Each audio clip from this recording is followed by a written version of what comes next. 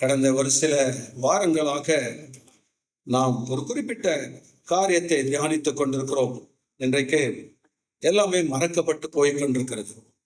அதாவது பரமானந்த ஐயர் எழுதின கிறிஸ்துவின் ஜீவியம் என்கிற புத்தகத்தில் வாசிக்கும் பொழுது எல்லாமே குறிப்பிட்ட காலத்துல மறக்கப்பட்டு போகும்.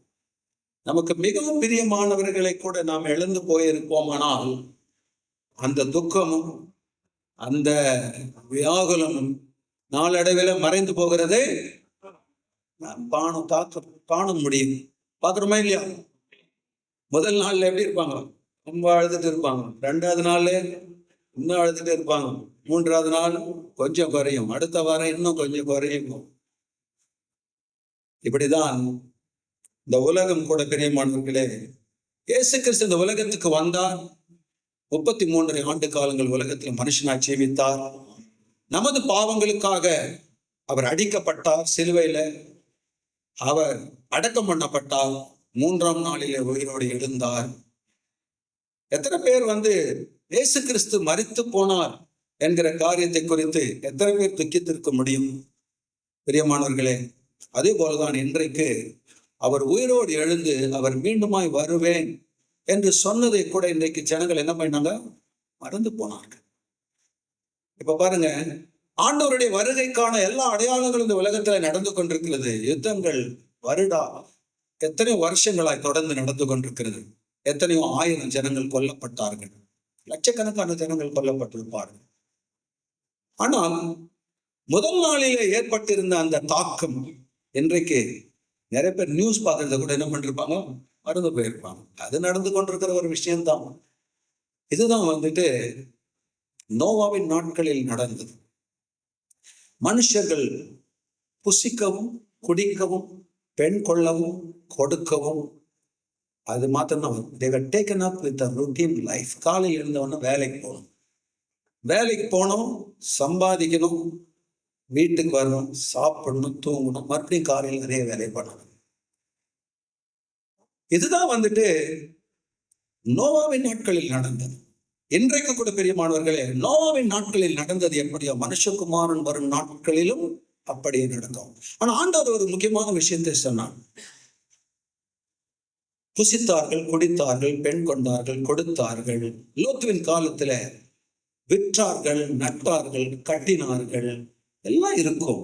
ஆனா ஒரு விஷயம் சொல்றாரு, ஜலப்பிரளயம் அனைவரையும் வாரிக்கொண்டு போக மட்டும் உணர்வில்லாத இருந்தார்கள். அதுதான்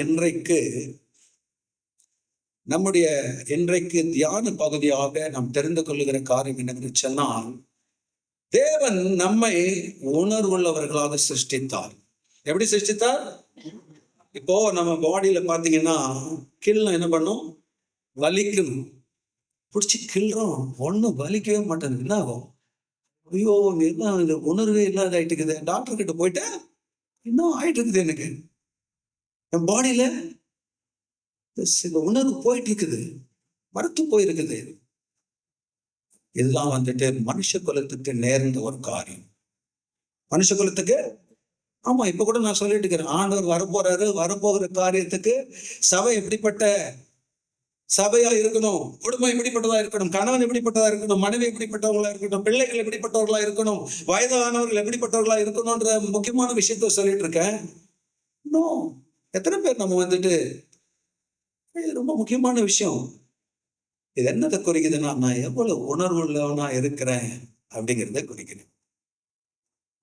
how much I'm sensible, how sensible I am. நான் எவ்வளவு உணர்வு உள்ளவனா நான் இருக்கிறேன். அதனாலதான் குழந்தை பறக்கும் போது என்ன பண்ணும், குழந்தை அழுலாம் என்ன பண்ணுவாங்க, சின்னதா ஒரு காலை என்ன பண்ணுவாங்க, ஒரு சின்ன ஒரு டேப் போடுவோம். அப்ப கத்துப்பாங்க. அப்போ குழந்தை நல்ல ஆரோக்கியமான நிலைமையில் இருக்கு. பிரியமானவர்களே, இந்த நாளிலே கூட நாம் தெரிந்து கொள்ள வேண்டிய காரியம் என்னவென்று சொன்னால், தேவன் மனிதனை உணர்வுள்ளவனாய் படைத்தார்.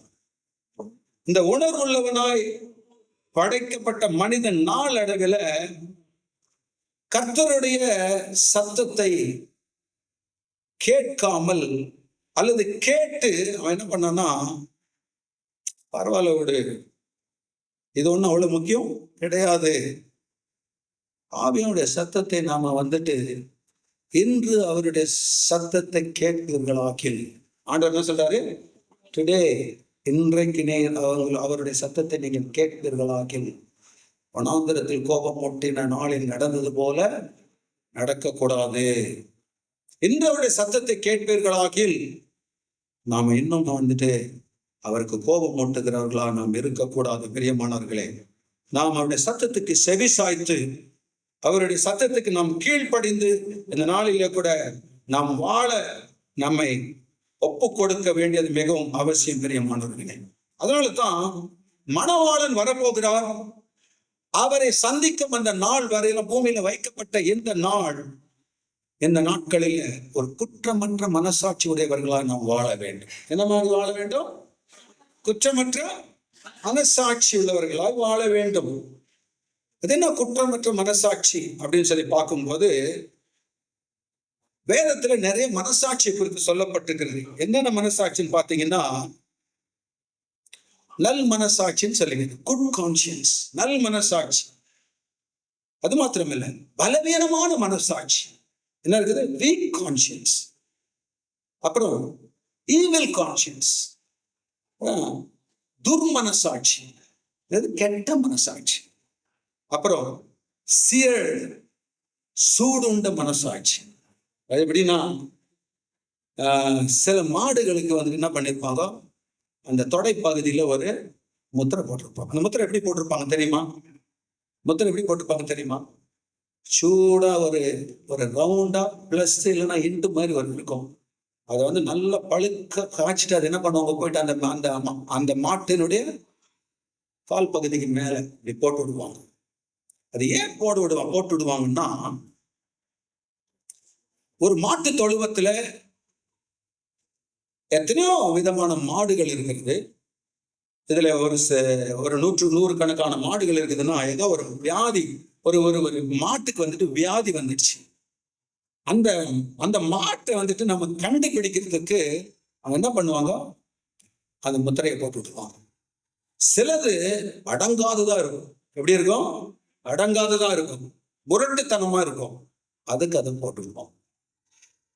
இதெல்லாம் ஏன் நான் சொல்றேன் பிரியமானவர்களே, இந்த சூடுண்ட மனசாட்சி, சியர்டு கான்சியன்ஸ் அப்படின்னா, அது அப்படியே அது மனசாட்சியில சூடுண்ட ஒரு வாழ்க்கை, அந்த மனசாட்சி குறித்து சொல்லப்படுகிறது. அப்புறம் வந்துட்டு சுத்தமான மனசாட்சி.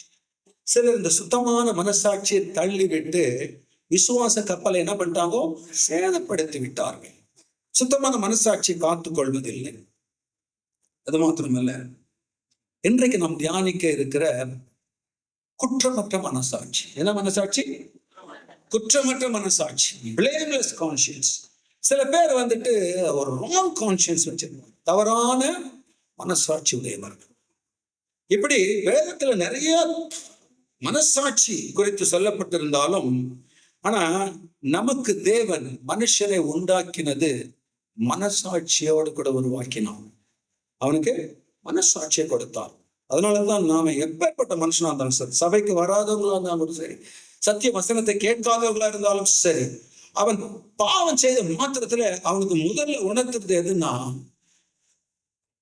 இந்த மனசாட்சி தான். You are wrong.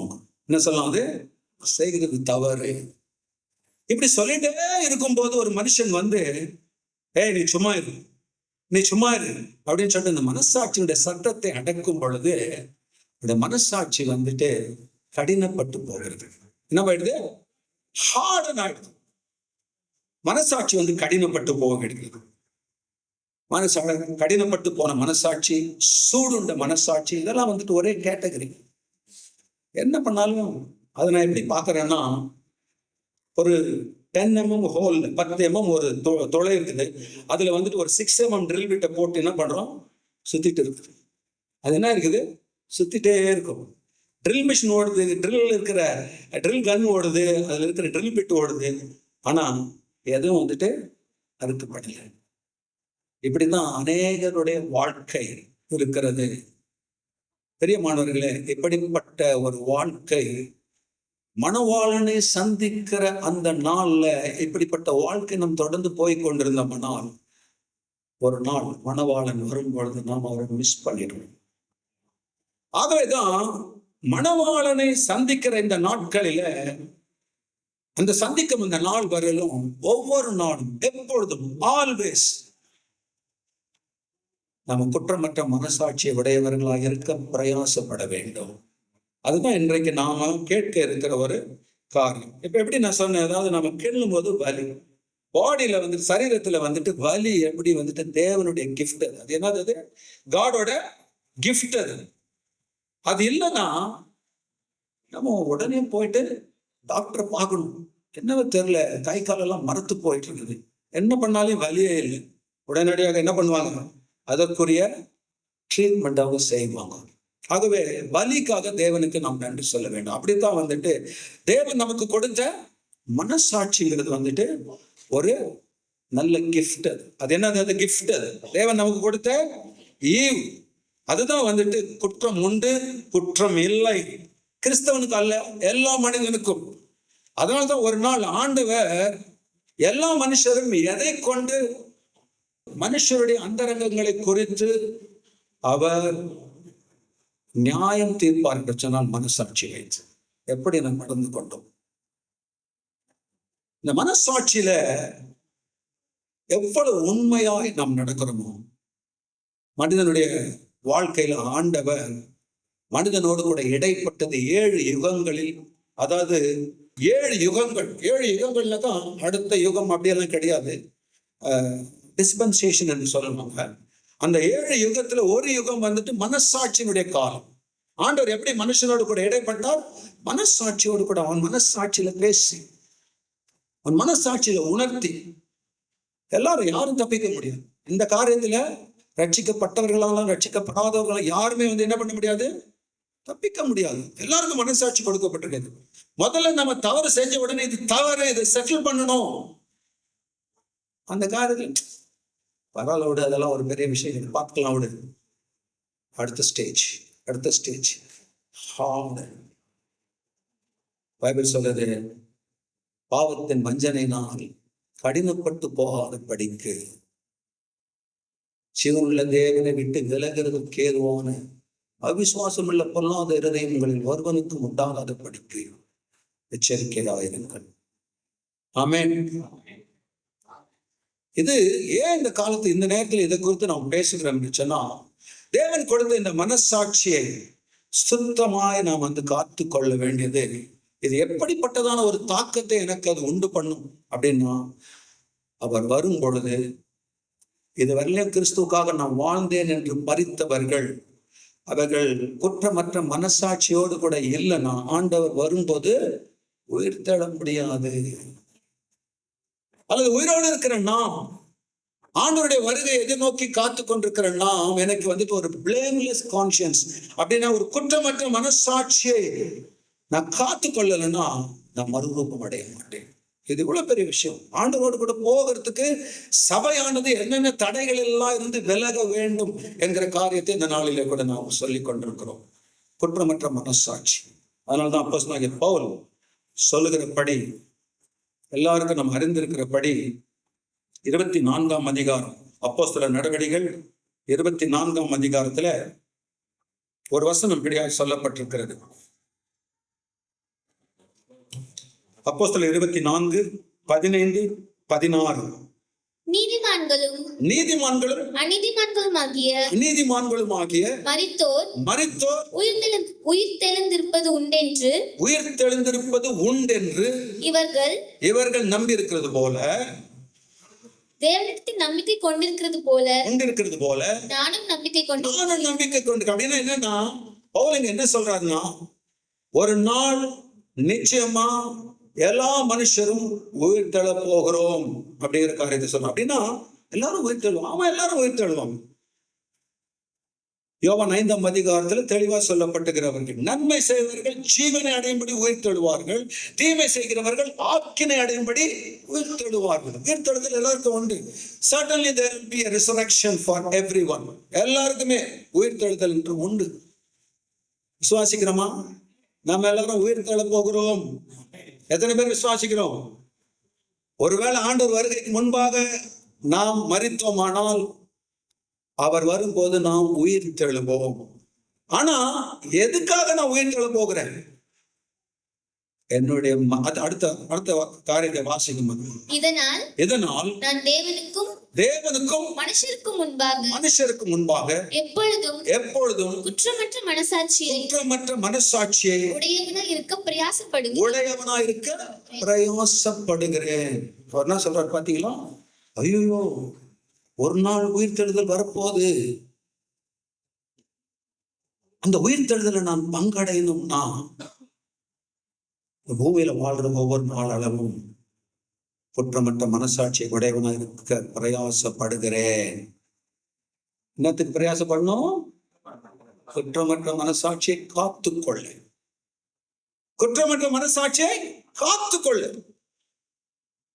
தேவனுக்கும் மனுஷருக்கும் முன்பாக ரெண்டு விஷயத்துல எப்ப எனக்கு ஒரு குற்றமற்ற மனசாட்சி, இன்னைக்கு ஆண்டவரே குற்றமற்ற மனசாட்சியோடு கூட நான் தூங்க போறேன் எப்ப சொல்ல முடியும்னா, தூங்க போறதுக்கு முன்னாடி ஆண்டவருக்கு விரோதமா செய்திருந்த பாவத்தை ஆண்டவருக்கு முன்னாடி போய் அறிக்கை செய்து, ஆண்டவரே இதை நான் செய்திருக்கிறேன், இதை நான் இப்படிதான் செய்திருக்கிறேன், இதை நான் தான் செய்திருக்கிறேன், இதற்காக நான் உண்மையா மன வருந்துகிறேன், என்னை மன்னியும் ஆண்டவரே. படுக்கிறதுக்கு போகிறதுக்கு முன்னாடி யாருக்கு மனுஷருக்கு விரோதமா நம்ம என்ன செஞ்சிருக்கிறோமோ அதை நம்ம செட்டில் பண்ண வேண்டியது அவசியமா இருக்கிறது. இதுதான் ஒரு குற்றமற்ற மனசாட்சியை உடைய ஒரு வாழ்க்கைக்கு வழி. எவ்வளவு தெளிவா இருக்காரு பாத்தீங்களா? அநீதிமான்களுக்கும் நீதிமான்களுக்கும் உயிர் தெழுதல் உண்டு என்று இவர்கள் தேவனிடத்தில் நம்பிக்கை கொண்டிருக்கிறது போல நானும் நம்பிக்கொள்ளவனா இருக்கிறேன். ஆதலால் தேவனுக்கும் மனுஷருக்கும் முன்பாக எப்பொழுதும் குற்றமற்ற மனசாட்சியை உடையவனாய் இருக்க பிரயாசப்படுகிறேன். எப்படி சொல்றாரு தெரியுமா? I try with all my strength. என்னுடைய முழு பலத்தோடு கூட இதை நான் என்ன பண்ண போறேன்? பிரயாசப்பட போறேன். To maintain a clear conscience before God and man. இந்த சுத்த குற்றமற்ற மனசாட்சியை உடையவனாய் நான் வாழ்றதுக்கு என் முழு பலத்தை நான் பிரயோகித்து இந்த உலகத்துல நான் வாழ்றேன். அவங்க மாத்திரம்தான் மறுரூபம் அடைய முடியும். உயிரோடு இருக்கிற நாம் மறுரூபம் அடையணும்னா ஒரே வழி, தேவனுக்கு விரோதமா செய்த காரியத்துல தேவனிடத்துல போய் செட்டில் பண்ணிக்கலாம். மனுஷர்களுக்கு விரோதமாய் பண்ணின காரியத்துல மனுஷத்துல போய் செட்டில் பண்ணிக்கணும். அப்ப குற்றமற்ற மனசாட்சி உடையவர்களாய் நாம் வாழ முடியும். உயிர்த்தெழுதலும் மறுரூபம் அடைதலும் நிச்சயம் கேரண்டி. கர்த்தர் இயேசுவில் வேறொன்று. இந்த பாடலை கூட நாம் பாடுவோம். கர்த்தர் இயேசுவில் வேறொன்றுவோம், கண்மலை மீது கட்டப்படுவோம், விசுவாசத்தில் உறுதிக்கொள்வோம், நன்றியாளுள்ளம் நிறைந்திடுவோம். கர்த்தர் இயேசுவில் வேறொன்றுவோம், கண்மலை மீது கட்டப்படுவோம், விசுவாசத்தில் கொள்வோம், நன்றியாளுள்ளம் நிறைந்திடுவோம். கர்த்தர் இயேசுவில் வேறொன்றுவோம்.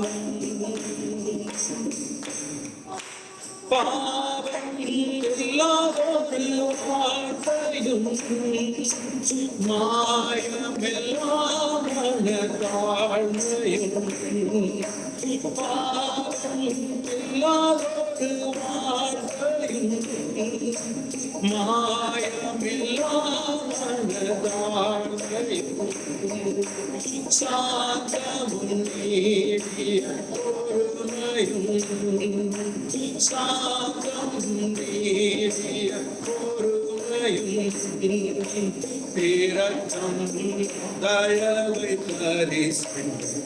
தரிசுக்குள் வேறொன்றுவோம், மலை மீது சுவாசத்தில் உருவிக்கொள்வோம். நன்றி இறையிடுவோம்.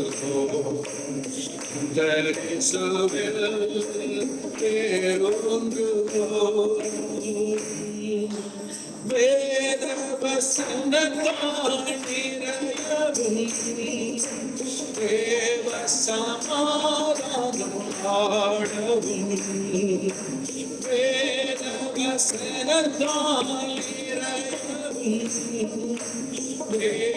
சமாதானம் ஆடவும்.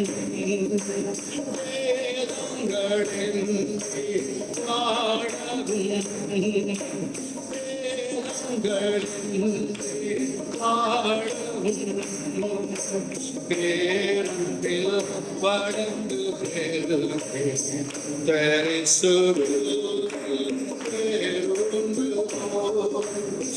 மலை மீது கண்டடுவோம். சுவாசத்தில் உருவிக்கொள்வோம். நன்றி ஆளுள் இறைத்திடுவோம்.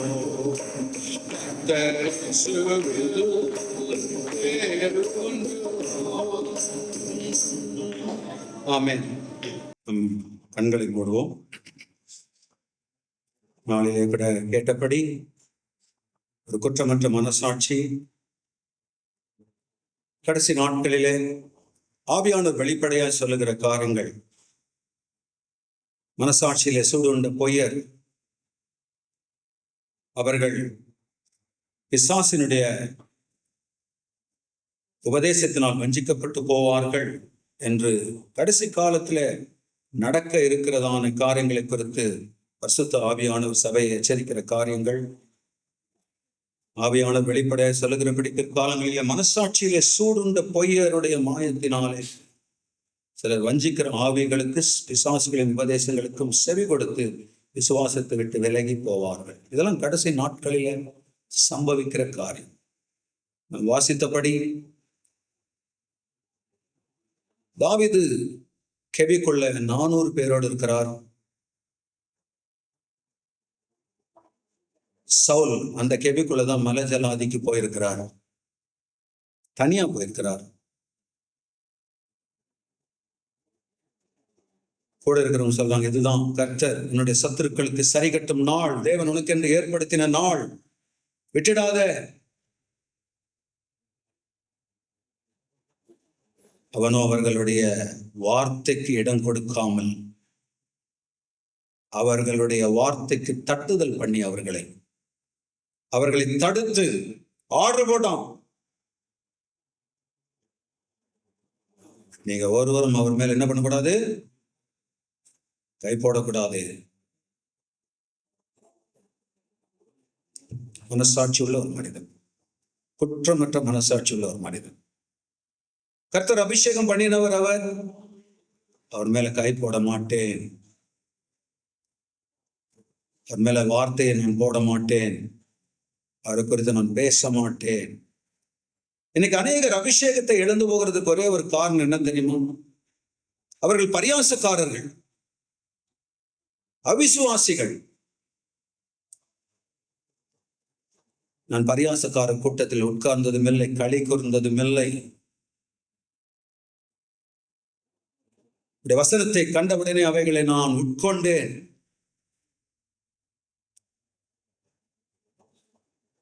உடைய வசனம் என்னை உணர்வு உள்ளவன் ஆக்கும்.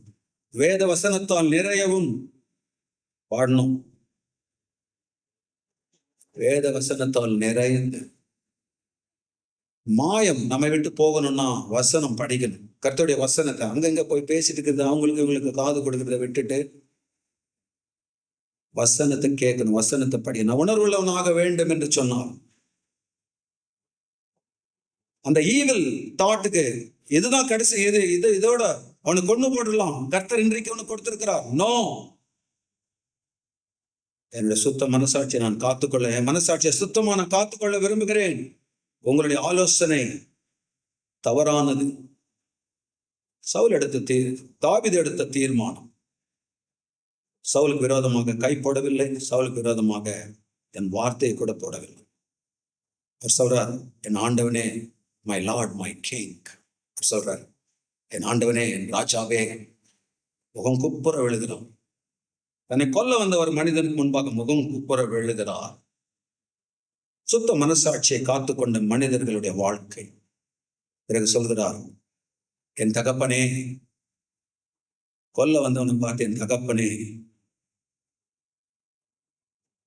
பெரிய ராஜா அல்லவா நீ?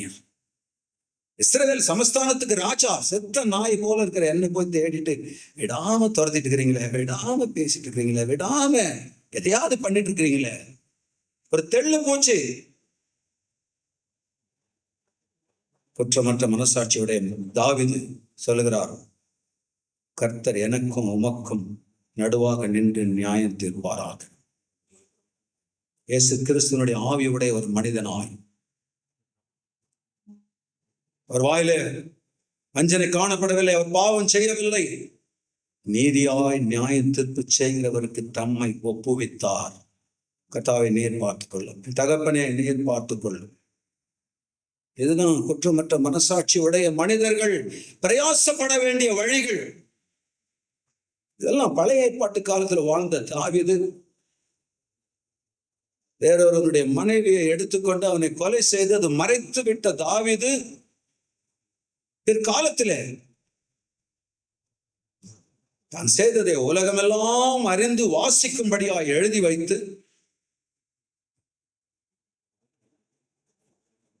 சவுலுக்கும் தாவீதுக்கும் உள்ள வித்தியாசம் என்னன்னா, மனசாட்சியில சூடுண்டவனாய் சவுல் கடைசி வரலையும் பழி வாங்குறதே, இப்படி சொல்லிட்டு போயிட்டு மறுபடியும் பழி வாங்க வந்தார்.